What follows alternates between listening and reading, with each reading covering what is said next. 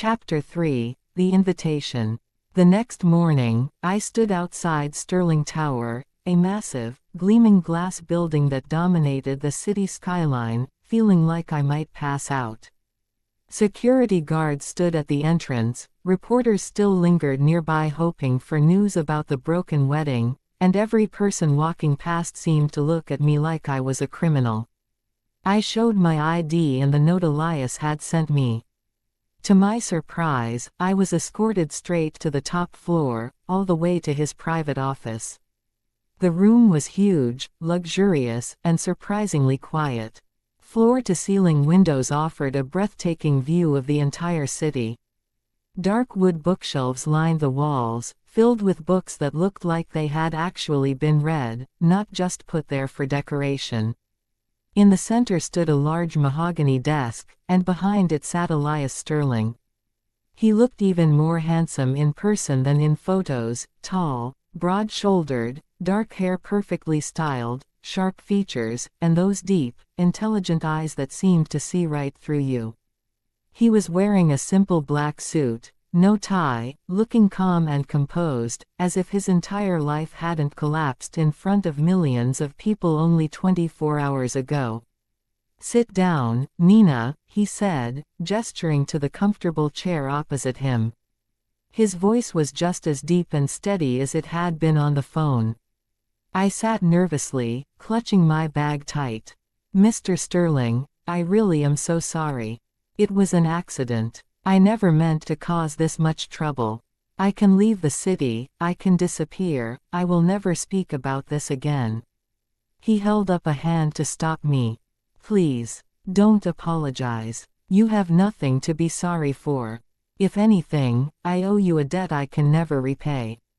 He leaned back in his chair, looking out the window for a moment before turning his gaze back to me. "You want to know the truth. I didn't love Isabella. She didn't love me. We were together because it was convenient. Her family has connections I need. My money and status are things she wants. It was a business arrangement disguised as a romance. Everyone knew it except the public. And even I knew she was seeing Julian again. I just didn't have the courage to walk away before the wedding. I was too proud to admit I was making a mistake." He reached into his drawer and pulled out a thick folder, sliding it across the desk toward me. "I watched you yesterday, Nina. I saw the way you worked, quiet, observant, careful. You notice things other people miss. You see the truth even when everyone else is blind to it. You have integrity. And in my world, the world of billionaires, power, and high society, integrity is the rarest and most valuable thing you can have." He opened the folder. Inside was a contract. "I want to hire you. Full-time. Indefinitely. You will be my personal photographer. You will come with me to every meeting, every event, every trip. You will capture moments, yes, but more importantly, you will be my eyes.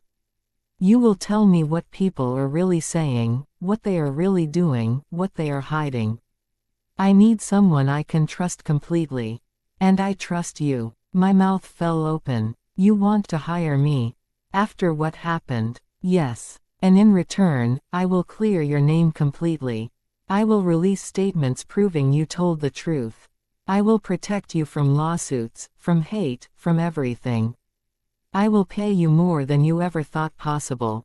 And you will never have to worry about work or money again." He paused, his expression softening slightly. "I know this is sudden. I know the world hates you right now. But if you stay with me, I will make sure they learn to respect you.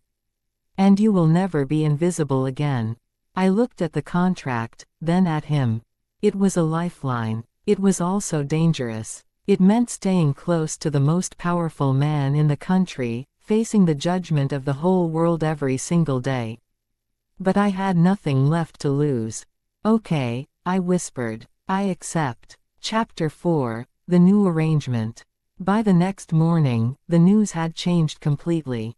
Elias released an official statement to every major news outlet. "Nina Carter did not ruin my wedding. She saved me from a lifetime of lies and betrayal.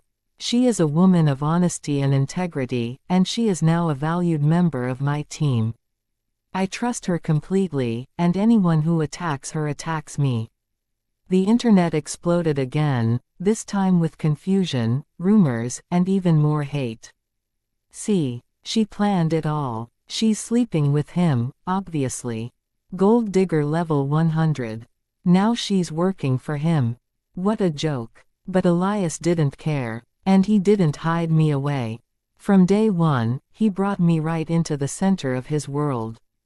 I was by his side at board meetings, at charity galas, at business dinners, at press conferences. I always had my camera, always observing, always quiet. He introduced me to everyone as his official photographer and trusted advisor. At first, it was terrifying. Everywhere we went, people whispered. They stared. They made rude comments when they thought I couldn't hear. Isabella and her family did everything they could to make my life difficult, spreading more lies, trying to get me fired, talking bad about me to everyone they knew. But Elias stood firm. He defended me every single time. If someone spoke badly about me, he cut them off immediately. If someone tried to exclude me, he made sure I was included. He treated me with a respect and kindness I had never received from anyone in my life. And as the weeks turned into months, I began to see the real Elias Sterling. I saw that behind the cold, powerful billionaire image, he was incredibly lonely. He was surrounded by people who only wanted something from him: money, favors, connections, status. Nobody cared about him. Nobody asked how he was feeling. Nobody listened to him, except me, because I wasn't asking for anything. I didn't want his money. I didn't want his status. I didn't want anything from him except the chance to work honestly. I listened when he spoke. I observed what he needed. I told him the truth, even when it was difficult. And slowly, the way he looked at me changed. It started with small things. He would bring me coffee exactly how I liked it. He would ask my opinion on business decisions. He would stand closer to me when we were in crowds, almost like he was protecting me. He would smile at me, real, warm smiles that nobody else got to see. And I realized something terrifying but wonderful: I was falling in love with him. It wasn't just gratitude. It wasn't just admiration. It was everything. I loved his mind. I loved his kindness. I loved the way he saw the world. I loved that he was the only person who had ever seen me, really seen me, and valued me. But I kept it hidden. I was just his employee. I was the woman everyone hated. He was a billionaire, and I was nobody. I knew better than to hope for anything more. Or at least, I thought I did.